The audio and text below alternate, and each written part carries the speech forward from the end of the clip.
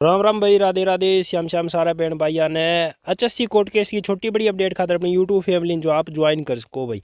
आज जो है वो बात करियो भाई, आपकी शिफ्ट अटेंडेंट 2016 की जो कोर्ट ऑर्डर है वो आपको जारी कर दिया गया भाई जज साहब के द्वारा। और इसकी जो पीडीएफ है वह टेलीग्राम में शेयर कर देंगे भाई। 32 पेज यानी कि 32 पेज को जो है वो आपको ऑर्डर आया हुआ है। तो इस ना आप जो है वो डिटेल में यदि पढ़ना चाहो तो आप या पीडीएफ जो है वो टेलीग्राम में शेयर कर देंगे। Haryana exam news bye Vikram का नाम है टेलीग्राम चैनल, उस ना आप है वो ज्वाइन कर सको। और कम्युनिटी पोस्ट में भाई लिंक है। 32 पेज की जो है या आपकी लिस्ट आई है भाई। और इसमें जो है वो किस पर इफेक्ट पड़ेगा, रिजल्ट जो है वो कितने दिन में रिवाइज होगा, ओनली पिटिशनर अलाउ कराया गया या सबको होगा भाई, वो भी इसके अंदर दे रखे हुआ है। वो तो एक बारी जितनों मेन मेन कंक्लूजन्स जो है वो आपको निष्कर्ष है वो आप ताई शेयर कर देंगे भाई।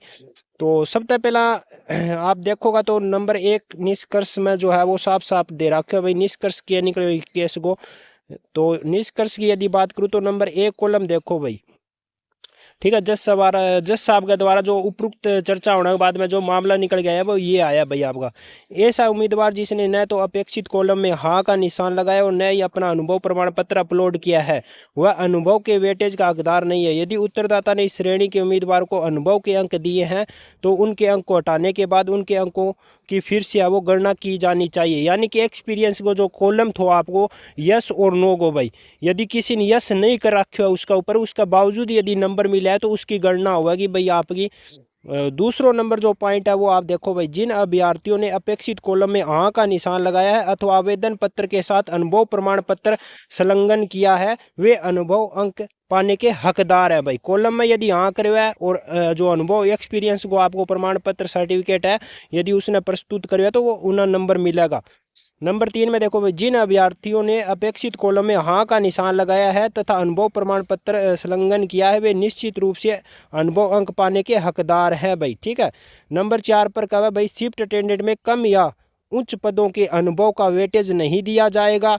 यानी कि शिफ्ट अटेंडेंट को जो निचला पद है उन्हें और ऊंचो जो पद है भाई शिफ्ट अटेंडेंट उन्हें अनुभव को जो है वो वेटेज नहीं दिया जाएगा। कम या उच्च पद के अनुभव के लिए दिए गए अंक हटा दिए जाएंगे। यानी कि जो शिफ्ट अटेंडेंट ऊपर का जो आपको पद है उसका यदि किसी ने अंक ले रखे तो वो हटा दिया जाएगा। उसका नीचे का यदि कोई पोस्ट है उसने अंक ले रखे तो वो हटा दिया जाएगा भाई।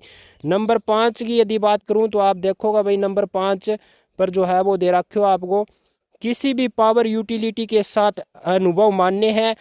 यह हरियाणा पावर यूटिलिटी के साथ होना आवश्यक नहीं है। किसी भी पावर यूटिलिटी के साथ में यदि आपने अनुभव ले रखे हो उस पोस्ट खातर तो आपको मान्य है भाई।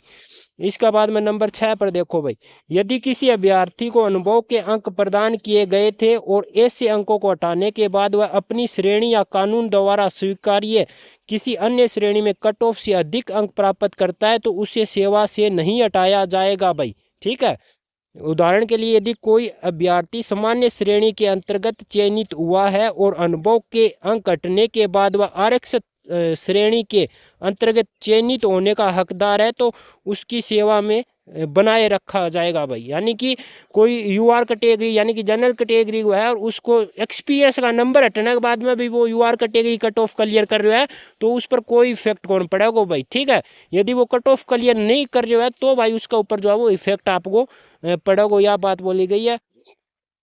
इसके बाद में आप देखोगा नंबर 7, तो भाई बता दिया आपने जो 7 नंबर यदि देखोगा तो इसमें क्या लिख रखा है, यदि किसी याचिकाकर्ता को इस आदेश के अनुसरण में नियुक्ति किया जाता है तो अपने सहकर्मियों कनिष्ठों की नियुक्ति की तारीख से काल्पनिक सेवा लाभों का हकदार होगा और पिछली अवधि के बकाया वेतन का हकदार नहीं होगा। यानी कि सीनियरिटी के आधार पर तो भाई उनका बराबर ही मान्य जाओगे, लेकिन जो पिछली आपकी सैलरी है इतने साल की वो उसने जो है वो कौन मिलेगी।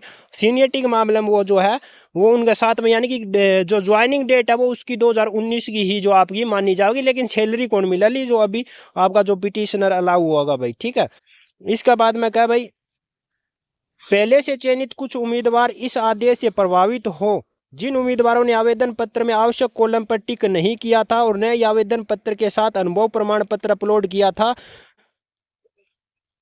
उनके चयन पर प्रतिकूल प्रभाव पड़ने वाला है भाई। उनकी नियुक्ति स्पष्ट रूप से अवैध थी भाई, इसीलिए कानून की नज़र में ये नियुक्ति अमान्य है भाई। ठीक है। यो कोई केस है भाई, उसको हवालो दिया गया आपको सुप्रीम कोर्ट को। सुप्रीम कोर्ट के पहले के फैसले पर आधारित यह न्यायालय कार्यवाही को स्थगित करना और प्रभावित होने वाले उम्मीदवारों को सुनवाई का अवसर देना उचित नहीं समझता है भाई। ठीक है, यानी कि उन्होंने कोई मौको कौन दियो जागो जिन्होंने गलत नंबर ले रखा है भाई आपका।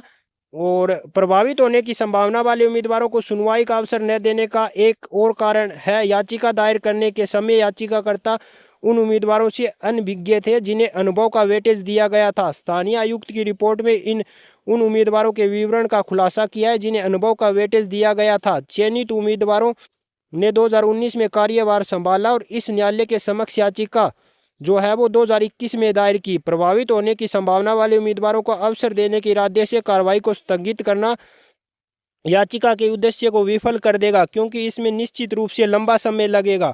स्थापित कानून के विपरीत नियुक्ति में कोई भी मुद्दा नहीं बनाया। ठीक है भाई, यानी कि उन्होंने जो है अभी कोई मौको कौन दिया गया भाई, जो बार है वो बार ही रहेगा भाई। इसके बाद में यदि आप देखोगा तो लास्ट है भाई, पहले से चयनित उम्मीदवारों के पक्ष में निहित या मौलिक अधिकार आ गया भाई अब उनका। इसके अलावा चयन आयोग के साथ साथ हरियाणा पावर यूटिलिटीज ने अपने आचरण को सही ठहराने की पूरी कोशिश की है। इस आदेश के अनुसार आयोग को उन उम्मीदवारों के अंकों की फिर से गणना करनी होगी जिन्हें अनुभव का वेटेज दिया गया था। यदि जिन उम्मीदवारों को वेटेज दिया गया है वे अपना दावा साबित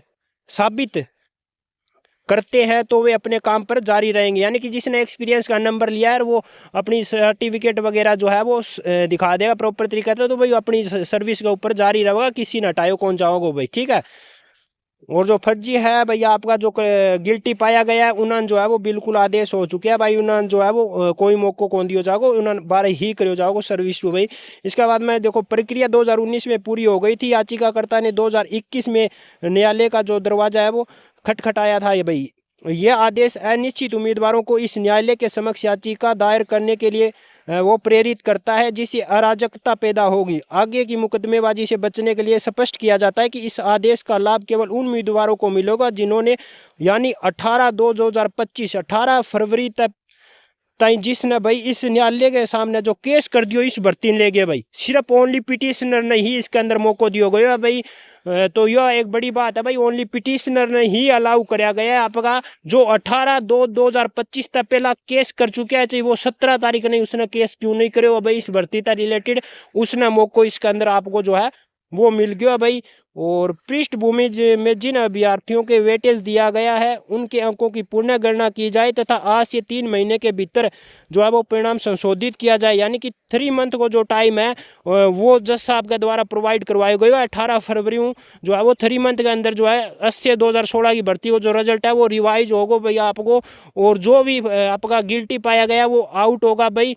और यदि एक्सपीरियंस का नंबर कटने के बाद में भी यदि वो यूआर कैटेगरी अपनी कैटेगरी के अंदर सिलेक्ट हुआ तो उन्होंने कोई दिक्कत आना रही कौन है भाई। ठीक है, ओनली पिटिशनर अलाउ कराया गया आगे की मुकदमेबाजियों बचने खातर भाई। जिसने 18 फरवरी तक पहला जो केस कर दिया था वो सारे अलाउ कर दिए गए हैं भाई। अब उनको सिलेक्शन यदि लिस्ट में आएगा तो उन्होंने जो है वो ज्वाइनिंग आपकी HSC द्वारा दे दी जाएगी भाई। यही जो है वो मामला थो भाई। और इसकी जजमेंट कॉपी आप टेलीग्राम में शेयर कर देंगे। जय हिंद, जय भारत, राधे राधे, श्याम श्याम भाई।